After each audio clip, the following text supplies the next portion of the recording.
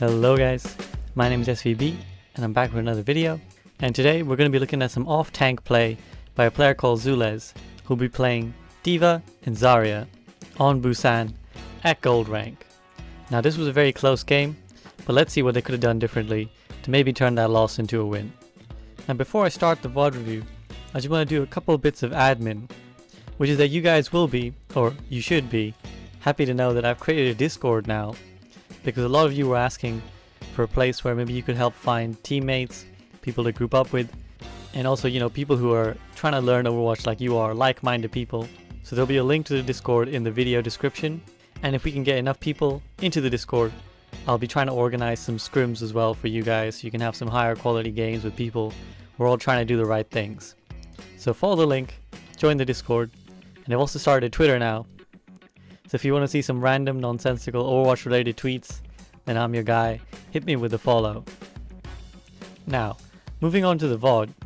Before I play the video, I just want to talk about what Zoulez does really well, before we get into bashing Zoulez and trying to fix their gameplay and point out all their mistakes. It's important to say that Zoulez's team played really well, and I was really impressed with their coordination and their callouts. The kinds of things that you guys were tracking, Zoulez, and this goes to your 4-stack as well. The kind of things you guys were tracking, the kind of callouts you guys were making were really good, really high level stuff. And it's clear that you guys spend a lot of time watching and are learning and understanding Overwatch. So kudos to you guys. You're definitely on the right track, and I think if you keep it up, you'll definitely see an improvement in your SR. There's just a few key things I'd like to point out, and this will be specific to you, but I think it's the same applies for your teammates. And I think if you guys just improve these things in regards to your application of all the stuff you clearly know the theory, but I think if we just fix a few areas of application, you guys will really see an improvement in your play. So coming out of spawn here, I'm going to turn up the audio in a second, so you can hear some of these good callouts that Zoulez's team is making. So don't go mid, go coast. Okay. Where's that? Oh, right. Hard right. Okay, good. They've got D.Va. And a Winston doing the same as us. So there, that may not sound like a lot to some of you, and you might say, well, what's the big deal? But it's really good to start off a match by communicating that so clearly, your instructions of what you want to do. The call goes out to go coast, everybody goes hard right. You know, the Genji asks where's coast, the Genji's not in the stack. The Genji and Reaper are not in Zoulez's 4-stack. So really good to be clear with your team, concise, and also you can see that they're tracking what the enemy team has. So this is all really good stuff so far. Now we're going to see the first mistake coming up, and it'll lead into a theme of what I want to talk about. So let's just let the fight play out. So coming around the corner, Zoulez spots the D.Va, a little bit of poking, and then they see a Widowmaker shot just right there. So here you can see the outline of a bullet from the Widowmaker. So now Zoulez's team knows that they're up against a Widow. Now the response is correct, which is to call it out and try and be aware of what's going on, but you're going to see now what Zoulez does in response to the Widow, and it ends up being quite costly.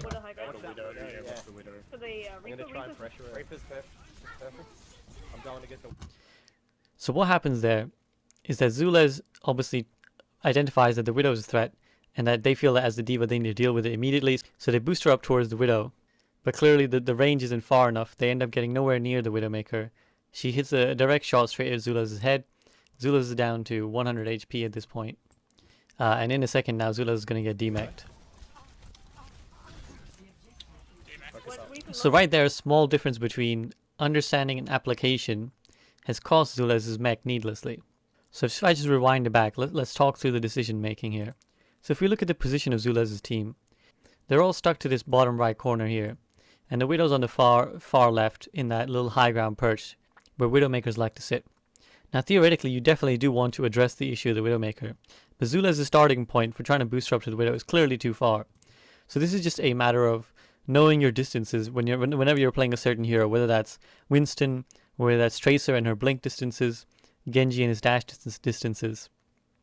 You need to obviously know how far your certain ability is going to take you, and Zoulez clearly overestimates how far the boosters are going to take him, because he comes all the way here, and already by the time he's even gotten close to the Widow, remotely close, he's taken a shot, he's down to 291 HP. So clearly, this option isn't going to work. Now if I rewind it back, what I suggest the Zoulez should have done is if they did feel that it was their job to contest the Widowmaker, ordinarily I'd have preferred either the Genji or the Winston to be the person contesting the Widowmaker.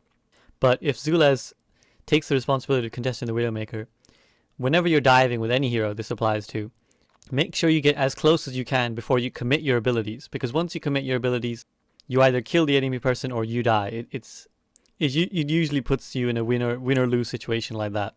So Zoulez probably should have just gone around the side from behind cover where the Widowmaker wouldn't be able to take free pot shots, and then boost her up to the Widowmaker, get in her face, and that's an easy one-on-one. But as it is, unfortunately, Zoulez tries to do it too eagerly, too from far away, and he pays for it.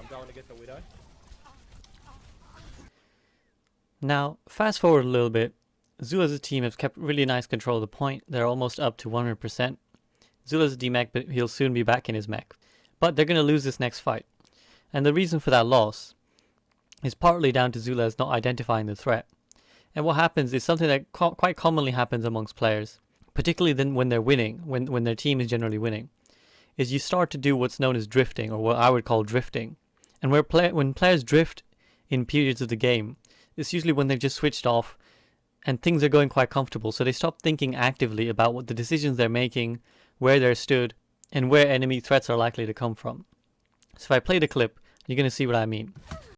So Zoulez is busy spamming the choke, trying to build up back to their blaster.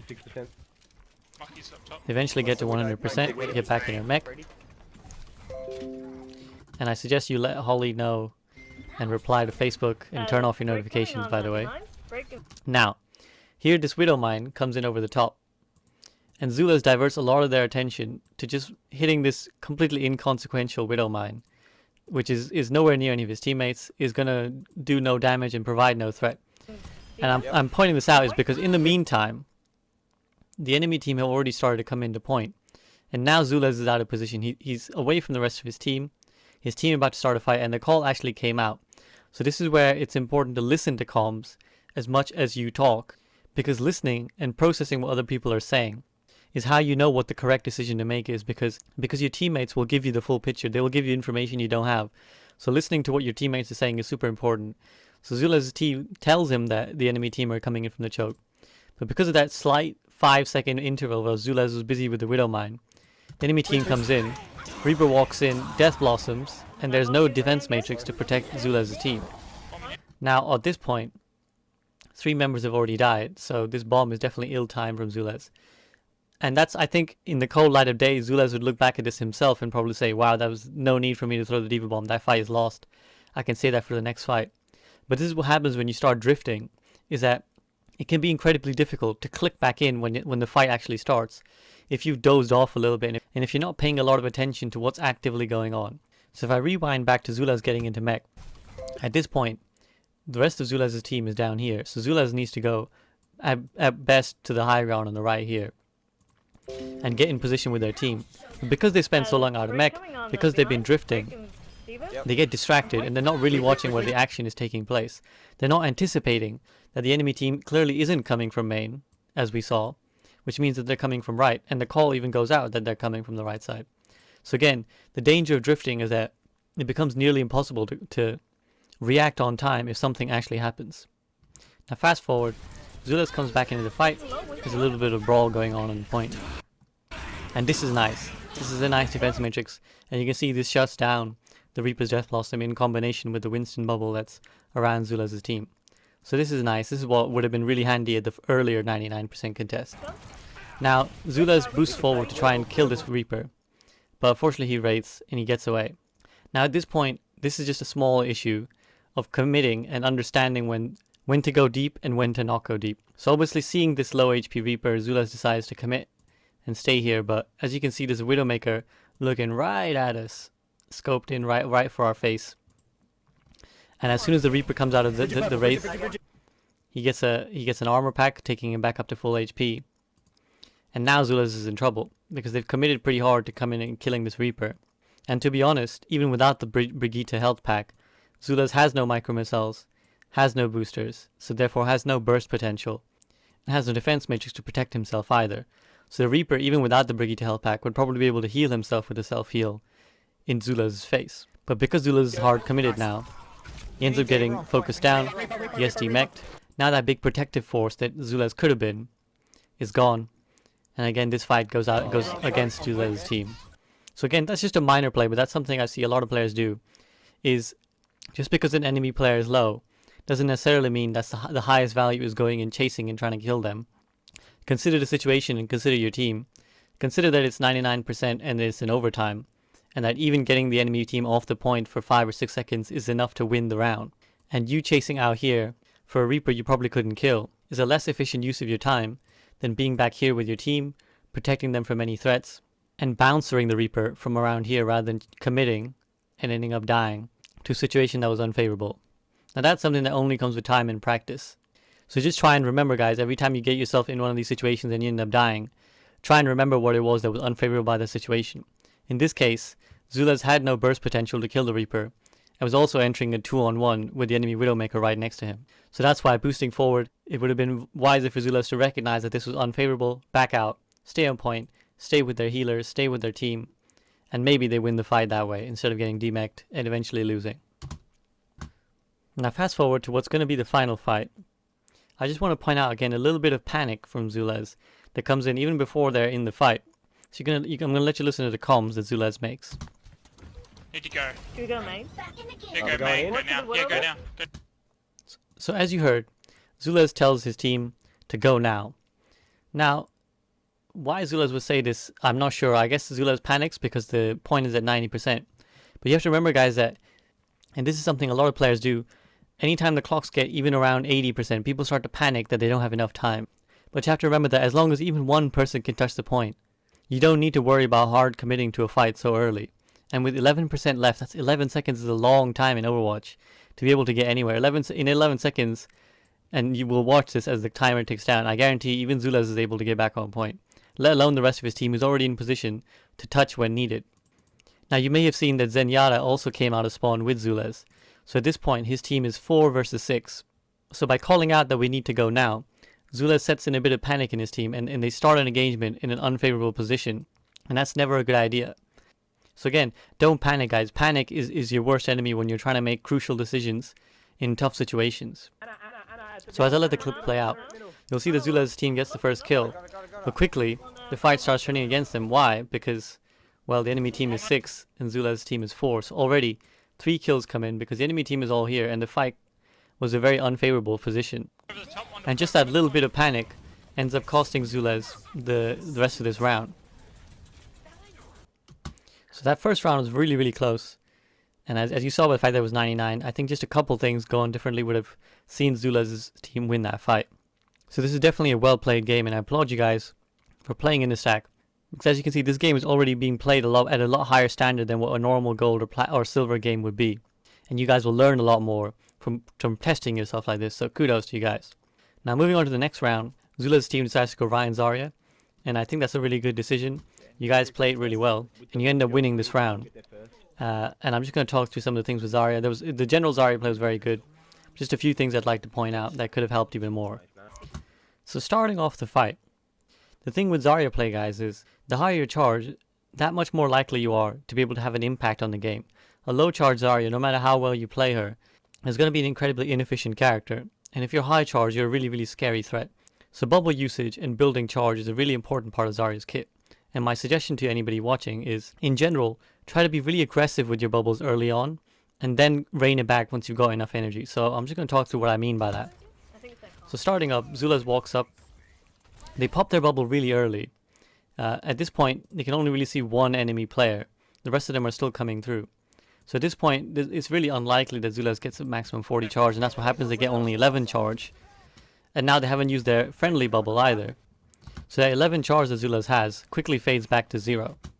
Now my suggestion instead is first of all wait for the enemy team to come and be in line of sight. Usually the best idea is to wait for the enemy team to be looking at you and wait for them to be starting to spam their nonsense in your direction before you bubble. Secondly, don't be afraid if you have a Reinhardt who's in comms with you or who is communicating with you. Don't be afraid to tell your Reinhardt to eat some damage so that you can bubble them. So just tell your Reinhardt, okay, drop your shield for a little bit. I'm going to bubble you. Take some damage for me so you can build charge. And then when that's done, you go in front of the Reinhardt, you pop your bubble while they're trying to spam his shield. And that's a quick and easy way to build ult charge. Now the first fight goes pretty well for Zoulez's team. They cap the point, they get some kills. We're going to see here another example of sort of overcommitting and diving in deep when it wasn't necessary. So Zoulez goes hunting for this Ana, so does their Genji, and the Genji dies. Now, this is good that Zoulez manages to kill down the Ana and confirm that kill. But at this point, Zoulez has gone a bit far, and they're spending a bit too much time on his baby diva. Because now, if we look back, the Winston has just killed the Lucio, and he's currently about to vaporize Zoulez's Reaper.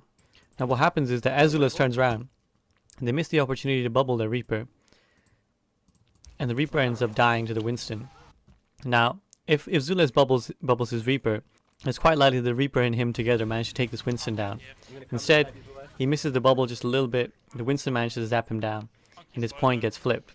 Now where this all stems from though, is if I take it back a couple seconds, when Zoulez commits hard here, he loses track of where his team is. And this is an exercise actually I'm going to start introducing into my VOD reviews. And I'm just going to ask periodically a simple question: where's your team? When I pause the gameplay at any point, as a player, and particularly as an off-tank player or a support player, you should be able to tell me roughly where your team is. Now I wouldn't expect anybody to have exact coordinates, but if I stop this frame here, and I ask Zoulez, where's your team? Would Zoulez be able to tell me that I think there's a Lucio on point, I think there's an Ana on point, I think my friendly Reaper is on point, I think my Reinhardt is dead? And because Zoulez is tunneled in on killing this Ana, which I understand because killing the Ana would be a big kill confirmation, it's much more important to stay tight and make sure that your team isn't dying while you're out chasing kills. So in general, at any point in time, you should have a rough track of where the rest of your team are. Because if I stop at this point and ask Zoulez where his team is, Zoulez probably doesn't know. And the answer is that while Zoulez is out here committing, the rest of his team is dying in the back and on point. And by the time Zoulez actually turns around, he's turned around to a half-dead team, and what was a fight that was being won is suddenly been lost. And now I assume Zoulez is having a sort of WTF moment, like, what the hell, I thought we were winning the fight, why is it there's just me and a Reaper on point? And again, I think ordinarily, Zoulez bubbles this Reaper, and it's an easy wipe on the Winston. But because Zoulez is out of sync with his team, and out of position, they get a bit disoriented, they forget to bubble their Reaper. The Reaper dies, after which Zoulez dies, and that fight goes awry, even though Zoulez's team had every advantage in that fight. Now fast forward a little bit in the game, Zoulez's team loses another fight to an unfortunate Death Blossom, and they're about to go in for an engage here when the enemy's at 44%. So as I let this play out, you're going to see how much more effective a Zarya is when they're high charge. So this is a nice slam, or a slam attempt. It doesn't actually result in anyone getting knocked down, but Zoulez manages to bubble his Rhine, who gives him a full 40 charge plus his own bubble, gets him 80. And now you can see what a bigger threat Zoulez is, in that his presence is keeping some of the enemy team away. You can see the Reaper was afraid to come in, the Diva was afraid to come in until she got a nano boost, which is when she'll come in now. But a high charge Zarya is of its own a threat, and of its own it demands respect. So if you just focus on improving your charge building and making sure you get that part down right, it'll improve your Zarya play just 10 times, just by the fact that you make your character so much stronger. And as I let this clip play out, you'll just see how much more damage Zoulez is outputting, how much more scary a prospect is. He burns this Nano Diva so quickly. He drops a grab in, he kills 3 people. Now, personally I wouldn't have grabbed here because I think the fight was won. But, you know, if you're in doubt, feel free to grab, make sure you confirm, make sure you win that fight. But you can see Zoulez managed to get themselves on fire by virtue of the fact that they're outputting so much more damage and therefore contributing so much more to their team. And if we go back to why Zoulez was able to build up so much charge, it's just a simple matter of coordination like I was suggesting earlier. Zoulez waits for their Rhine to shatter first. As soon as the Rhine shatters, Zoulez bubbles, so that when the Rhine charges in aggressively and the enemy team is focusing him, he's able to absorb all that damage into charge. So again, be aggressive with your bubbles to start with, because when you're 80 charge, now you can afford to hold back. Now you can afford to keep your bubbles on cooldown for key targets and for key moments. And now you're going to be a scary prospect in a fight. Now you're going to contribute a lot more. So the rest of the round goes pretty easily for Zoulez's team. They win it quite comfortably. And now we go to map 3. Now here Zoulez's team decides to switch back into a Winston Diva dive. Now if you saw my map guide on Busan, I would have really recommended that Zoulez's team stay on the Ryan Zarya, because this is the best map for Ryan Zarya. This is the best map for a GOAT style comp. And Zoulez's Zarya was working last round, so I think it would have been a better decision to stick with the Zarya. But nonetheless, Diva is still workable, Dive is still workable. So let's talk through what happens in this round with Zoulez back on Diva. Now fast forward to the first fight. I'm going to let it play out just so you guys can hear one of the callouts that's going to be key to what I'm going to talk about. Yes, Rush, sir. rush point. Hold them when you see him. Yeah, looks like it. Yeah. So I can collapse down their back line I'm here. diving Anna back right. Anna with Ash. Yep. Ash is low, Ash is What, right. Ash down. Anna no Rhino cooldown. pin, Rhino pin. Trying Ana to low, save Ana you, low. David. Reaper Anna's me. down. Heals for the monkey if Reaper possible. shot me. I'm trying. Fuck, I'm stunned. Get final Just point, here. final point. Zarya first. D-Max here. Gotta be careful when I get close. So as you can no doubt guess, Zoulez's team loses the fight from this point. So let's rewind, talk through why that fight went badly. So at this point, I really like the communication from Zoulez's team and the coordination, in that the Winston lets the team know I'm going to dive Ana and Ash far right, Ana and Ash far right. Now the problem with this though, and this is something that all main tanks do, and I'm sure I'm guilty of this plenty of times, is that Zoulez's Winston doesn't actually wait for the rest of his team to be in position before he dives. So when I play this out, Looks like it. you'll see what happens. Collapse Zoulez's down their Winston back line here. jumps in, in he goes, right. He's gone, but as you just saw, the rest of his team was up on the high ground, and the rest of the team is not super mobile. So now Zoulez is forced to commit his boosters, just to be able to follow and keep up with his Winston, because he needs to keep his Winston alive in defense matrix. So Zoulez is now in this unfavorable position, right in the face of a very stacked deathball comp, with no boosters to get himself out of trouble. Now if I were to rewind and I were to ask Zoulez's team to do this again, I would ask the Winston to wait here, allow the Diva, allow the Reaper to move around the right, move into fighting position, and then simply walk into the dive, and then use your abilities as an out rather than an in. So again, this is the same theme that we saw in the first round, when Zoulez tried to dive the Widow on the higher ground, but his boosters simply didn't take him far enough. When you're a hero like Winston or Diva, who's a big target and immobile without their movement abilities, you have to make sure that you use your moves as effectively as possible. You have to be super efficient with every single one of your moves. So again, as Zoulez commits their boosters here, he's now in a bad position. He ends up getting stunned, then he gets charged in a second. And now, as the cooldown comes up, Zoulez is desperately looking to get out. And that's what he does. He boosts up to the health pack, because he's now been forced to such low HP. And while this fight started off going well for Zoulez's team, it quickly starts to turn because Zoulez is now out of the fight. So although on paper this is a 4v5 in Zoulez's favor, Zoulez is also out of the fight, so this is actually a 4v4. And in this scenario, the deathball comp of the enemy team is able to exploit this short, narrow space much better. They're able to collapse together on Zoulez's team, while Zoulez has now been forced out of the fight. And by the time Zoulez is actually back to being an active participant, he gets demeched, he gets removed from the fight, and his team loses that fight. Now fast forward a little bit, Zoulez's team managed to win a really nice fight thanks to some really good callouts and some really good target focus on their part. But as this next fight comes in, you're going to see the similar sort of mistake come in from Zoulez that he made a couple seconds earlier, in that he puts himself in a position that's outside of the fight and he isn't able to contribute for his team. So the enemy team comes through this narrow chokeway here, and Zoulez is sat on this high ground. So you can see here, his Ryan's getting pressured, and a Reaper comes in behind them, and Death Blossoms in the back line. So this fight obviously goes really badly for Zoulez's team. So this is probably again a case of drifting in a fight, right? The fight was over, and Zoulez occupies a position that they think is safe up here on this high ground. But at this point, they start to drift. They're not actively thinking about where they're positioned and why they're positioned there. What would be the advantage of sitting on this high ground?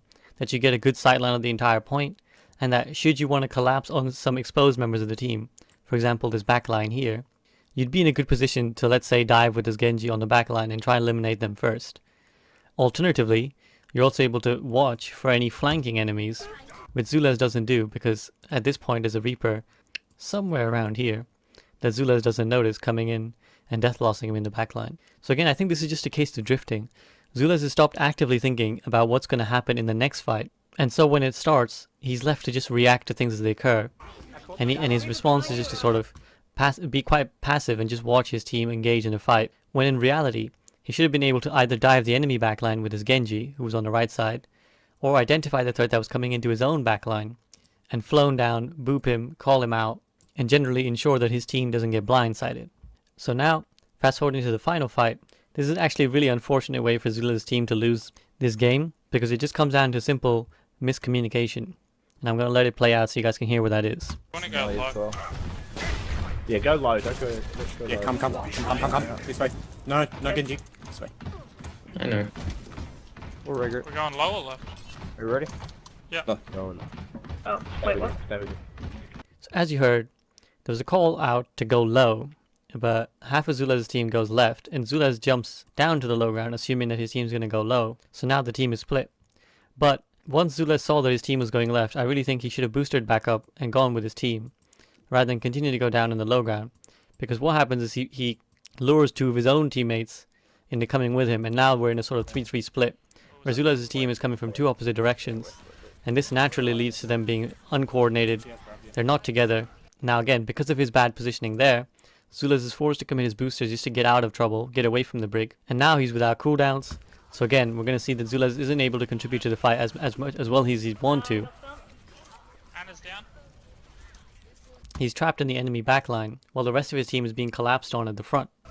Zarya's no personal. Can we get? And as Zarya was high charged, Zarya needs is able to melt him. And even though Zoulez is calling all this out, his team obviously can't capitalize on this because they're so split up. So this is where, even if you think that your team should be focusing a certain person, in this case, the Zarya, you have to be aware of where your teammates are and what issues they're dealing with and what threats they're dealing with. Because in this case, Zoulez's team has a Reaper and a Reinhardt in their face, so they obviously can't come deal with the Zarya. And Zoulez, being out of position, ends up getting beamed down really easily. And again, that small miscoordination of going the wrong ways ends up snowballing into an unfavorable fight that Zoulez's team loses in the long run. And they end up losing this round and obviously the match, which is really unfortunate because they did a lot of the right things. They were coordinating really nicely, they were calling out really well, but just a few key mistakes got punished and resulted in them losing. So to summarize, guys, some general tips: make sure you don't drift in a fight, and make sure you don't drift in a game. Even when you've just won a fight, even if you're at spawn, make sure you're still keeping a rough track of what's going on, and make sure you're listening to callouts, because that's so important. Because when you start walking around aimlessly or just standing around with nothing to do, that's when things will take you by surprise, and that's when you'll make bad decisions. Remember the principle, where's your team? At any point, make sure you have a rough track of where your teammates are. Make sure that if I was to pause your video at any point, you could stop and tell me where at least the majority of your team are roughly. If you don't know, that means you're tunneling too hard, and you need to try and keep a better awareness of where your team are. And also, make sure you don't panic. Try and remain calm. A couple moments of panic there is what caused Zoulez, particularly in the first round, where he panicked when he saw a D.Va bomb, and he panicked when he saw the timer. And if he'd remained calm in both the situations, it would have gone a lot better for him and his team. With D.Va, make sure you use your abilities to the maximum of their potential, because without them, you're a really easy target and you're pretty useless. Ask yourself every time you're doing things, why are you doing them? What's the purpose? Or for example, boostering to a specific place, or using defense matrix. Are you just using it because it's off cooldown? Or are you using it because you're trying to block a certain target, you're trying to deny a certain enemy? And on that note, it's always better to walk into a fight and booster out than trying to do it the other way around. And finally, just a small tip for Zoulez: make sure you understand your distances, how far your boosters go, what bomb trajectories are like, etc.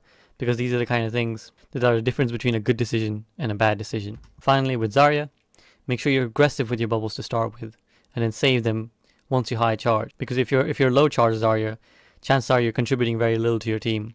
But at high charge, you're a really, really scary prospect. Try to coordinate with your main tank so that you can get the most value out of your bubbles. If you let them know, as Zoulez did the second time round when the Reinhardt shattered, if you let them know you're going to bubble them, they can take damage, they can be aggressive, so that's good for them. It's good for you because you get charged, and generally everybody's happy. Finally, make sure you're anticipating when the enemy team is actually going to hit you.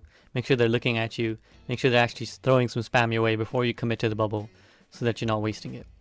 And that's all I got for today, guys. Hope you found this video helpful.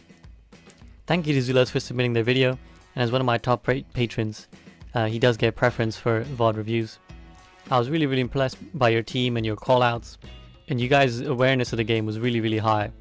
It was at a really good level, so you guys should be really proud of yourself for understanding the game really well.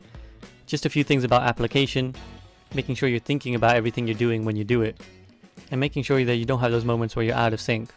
Because if you guys can improve those things, I think you go really, really far. I think there's a lot of good foundations there for you guys to build off of.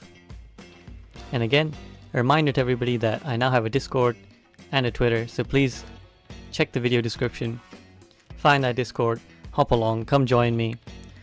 Let's get some games going, let's get some scrims going. Let's have a better Overwatch experience. So thanks for watching, everybody. I'll see you guys soon.